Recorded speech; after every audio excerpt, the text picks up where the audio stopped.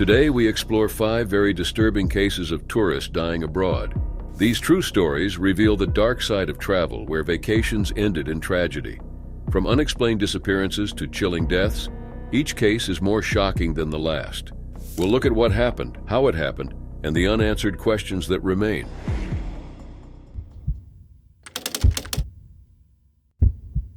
It was March 1989 in Matamoros, Mexico. Mark Kilroy, a 21-year-old University of Texas at Austin student, was on spring break with his friends. Mark was a bright and promising pre-med student, known for his academic excellence and athletic abilities. He was well-liked, obedient, and loyal. His spring break trip to South Padre Island in Matamoros was supposed to be a time of fun and relaxation before returning to his rigorous studies. But this trip turned into a nightmare. Mark and his friends decided to cross the border from South Padre Island to Matamoros for a night of bar hopping. The streets were crowded with fellow spring breakers and the atmosphere was lively. As they moved from bar to bar, enjoying the night, one of Mark's friends needed to use the restroom. The group separated briefly, and in those few minutes, everything changed. A truck pulled up and Mark was grabbed and taken away. His friends initially thought he might have wandered off, but as time passed and there was no sign of him, their concern grew. Mark wasn't the type to just disappear. He was responsible and reliable. After not hearing from him for a while, his friends knew something was terribly wrong.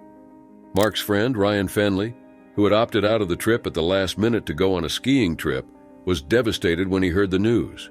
He could not wrap his head around the reality of what had happened to his friend. Authorities launched a massive search for Mark. They distributed flyers and posters, hoping someone might have seen him. Weeks passed with no leads. Then about a month later, there was a break in the case.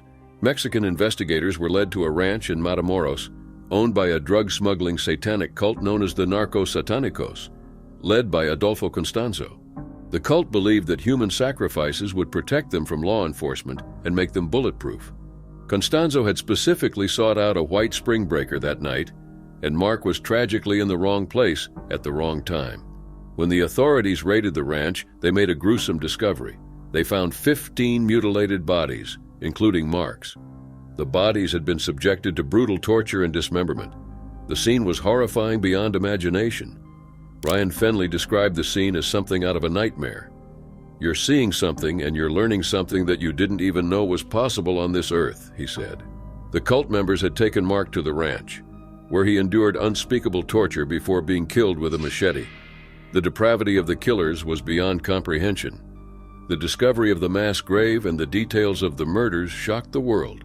The case drew international attention and has been the subject of numerous books and movies. The horrifying nature of the crime and the involvement of a satanic cult added a chilling dimension to the tragedy. As the investigation unfolded, more details about the cult and its leader, Adolfo Constanzo, came to light. Constanzo, also known as El Padrino or the Godfather, was a charismatic and manipulative figure who used his knowledge of dark rituals and human sacrifices to instill fear and loyalty among his followers. The cult's activities were driven by a twisted belief that these sacrifices would grant them supernatural protection in their drug smuggling operations. One of the cult members, Sara Aldrete Villarreal, played a significant role in the cult's activities. She was known as the Witch and was instrumental in recruiting new members and performing rituals. The cult's actions were not just about drug smuggling, they were deeply rooted in a dark and evil belief system that sought to use human lives as currency for protection and power. For Mark's parents, Jim and Helen Kilroy, the news of their son's fate was devastating. They had held on to hope that he would be found alive, but the reality was far more horrifying than they could have imagined. In the dark days following the discovery of Mark's remains, they relied on their faith to survive. Mrs. Kilroy wanted to know if Mark had a chance to pray before he was killed, and she was assured that he did. The local border community and beyond embraced the Kilroy family, offering support and comfort in their time of grief. Families from all over reached out to share how they had been affected by drugs and to offer their condolences. The Kilroys decided to channel their grief into something positive by establishing the Mark Kilroy Foundation, dedicated to promoting drug awareness and prevention. The foundation has since grown into a community-wide effort, offering after-school and summer programs to help students stay on the right path. As spring break approaches each year, the memory of Mark's tragic fate serves as a stark reminder of the dangers that can lurk in high-crime areas. His friend Ryan Finley continues to advocate for safety and awareness, urging young travelers to stay in groups, be aware of their surroundings, and avoid carrying large amounts of cash or wearing flashy jewelry. The U.S. Department of State has issued a do not travel advisory for Tamaulipas State, where Matamoros is located, due to crime and kidnappings.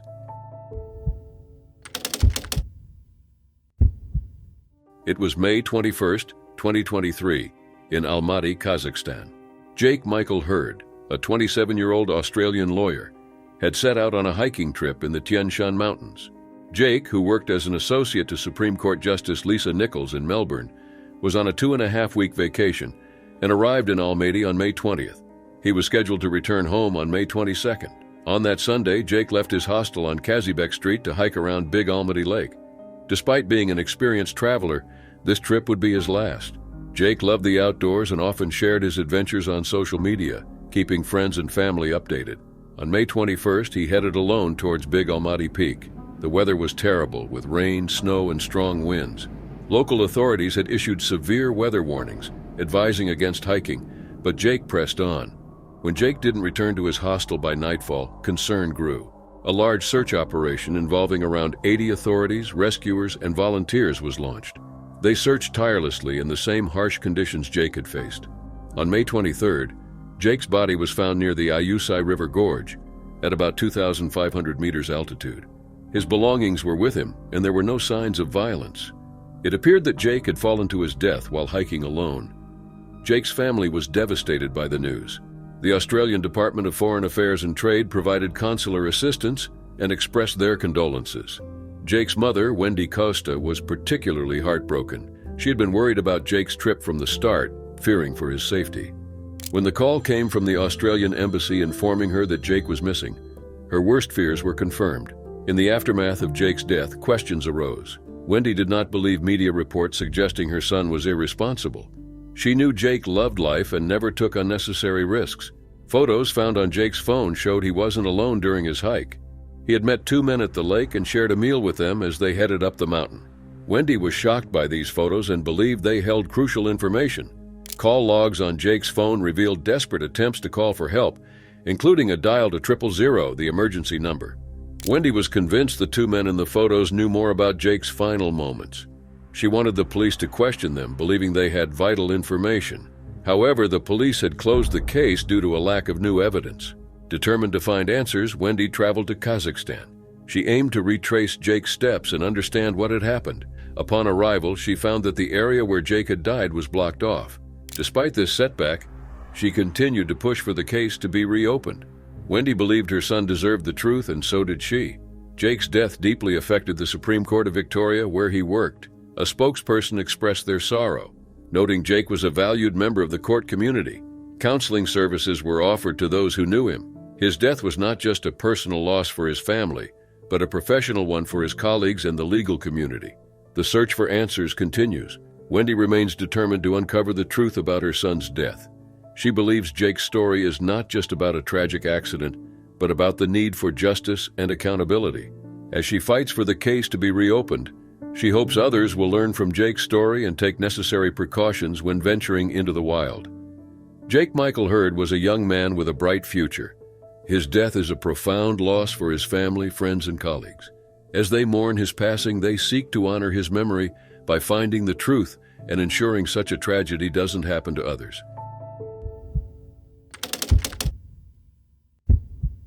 It was June 11, 2024, on the Greek island of Amorgos.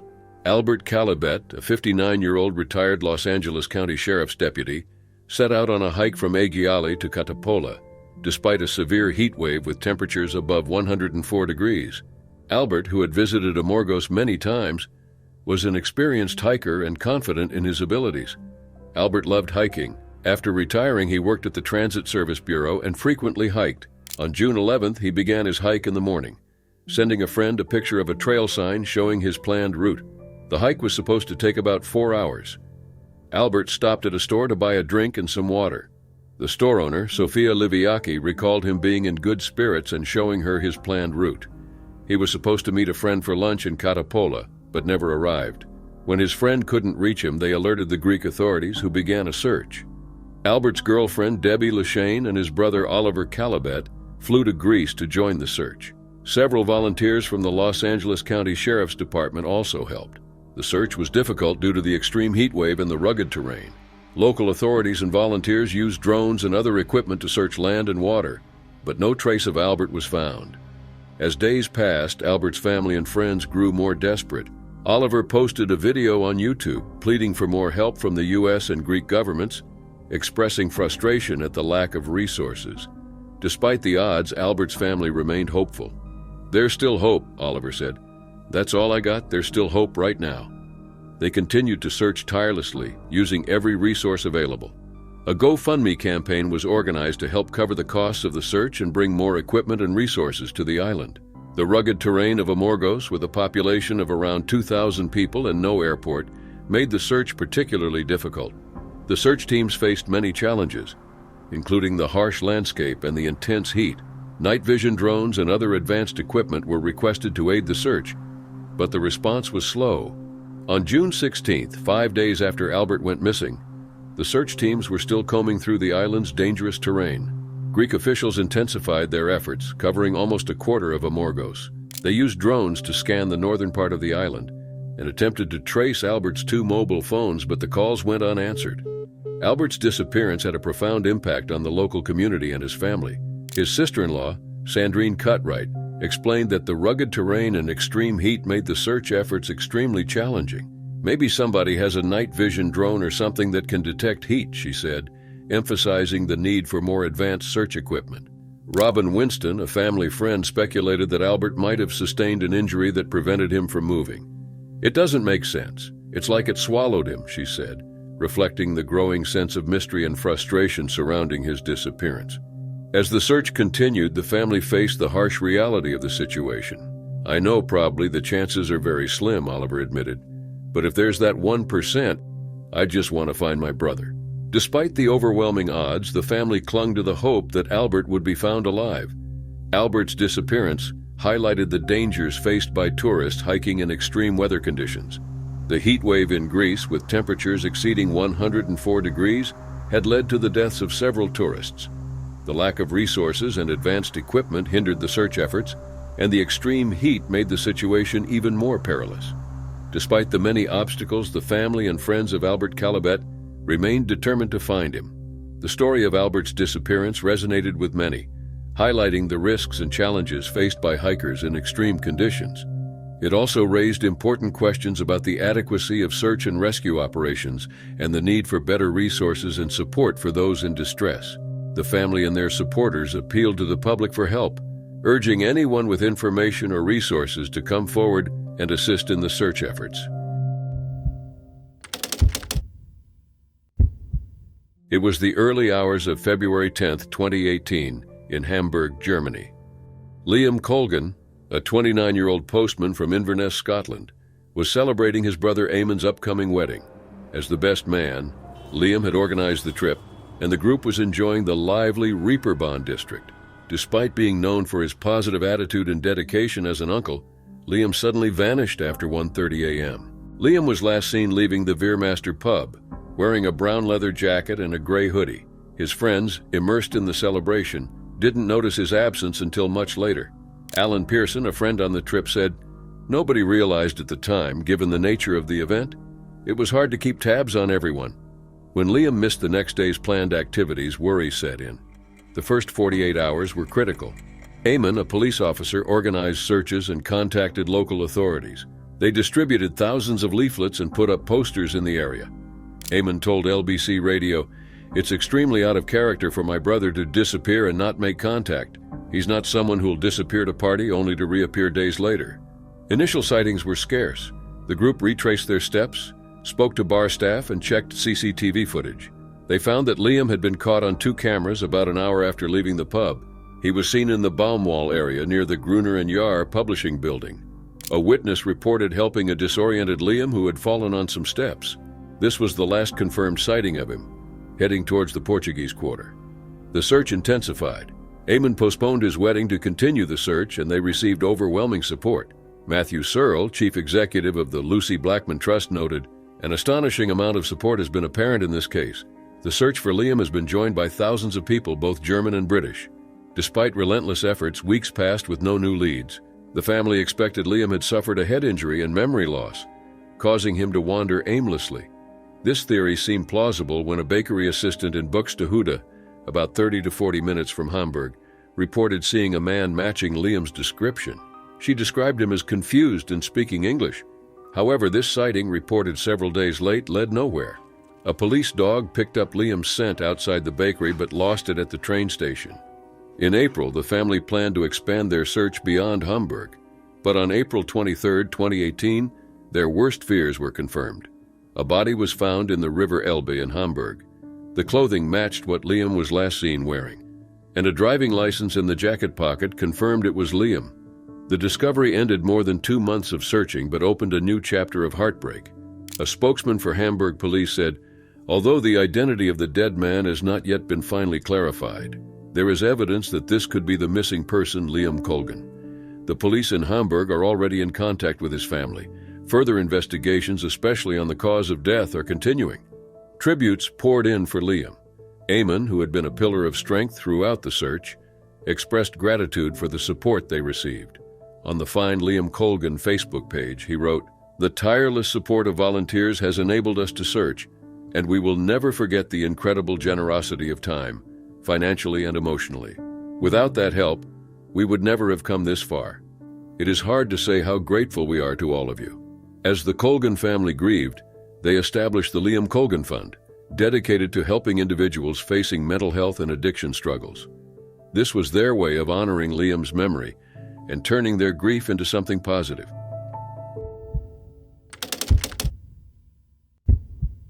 It was May 31, 2019, in Byron Bay, Australia. Theo Hayes, an 18-year-old Belgian backpacker, was last seen leaving Cheeky Monkeys, a popular bar. Theo had been in Australia for 8 months and was preparing to return to Belgium. Known for being responsible and cautious, his disappearance shocked his family and investigators. Theo left the bar around 11 p.m. after being asked to leave for appearing intoxicated, though his friends didn't think he was drunk. Security footage didn't provide clear answers, adding to the mystery. After leaving, Theo checked directions to his hostel, Wake Up Hostel, but headed towards Tallow Beach instead. Theo was good at navigating with Google Maps, making this change in direction even more puzzling. His cousin Lisa mentioned Theo often zoomed in and out on the map, which might explain his odd route. During his walk, Theo stopped at the local cricket nets for 7 minutes. Former homicide detective Gary Jubelin found this suspicious, suggesting Theo might have met someone there. Jubelin said, "I keep coming back to the reasons why he might spend 7 minutes here, and I can't for the life of me think other than he's speaking to someone." However, other theories, like misadventure, couldn't be ruled out. Theo's phone data traced his movements through bushland near Tallow Beach and the Byron Bay Lighthouse. The last reliable data placed his phone at Cozy Corner on Tallow Beach, near the Cape Byron Cliffs, until its battery presumably died. The phone stopped receiving data at 1:02 a.m., but briefly reconnected at 6:17 a.m., indicating it wasn't submerged in water. Theo's disappearance led to an extensive search that gained national attention. Experts and volunteers used geofencing technology to detect other phones in the area, but none were found near Theo's last known location, though this technology did not work for Apple phones. A volunteer found Theo's favorite cap near Tallow Beach, but no other trace of him was found.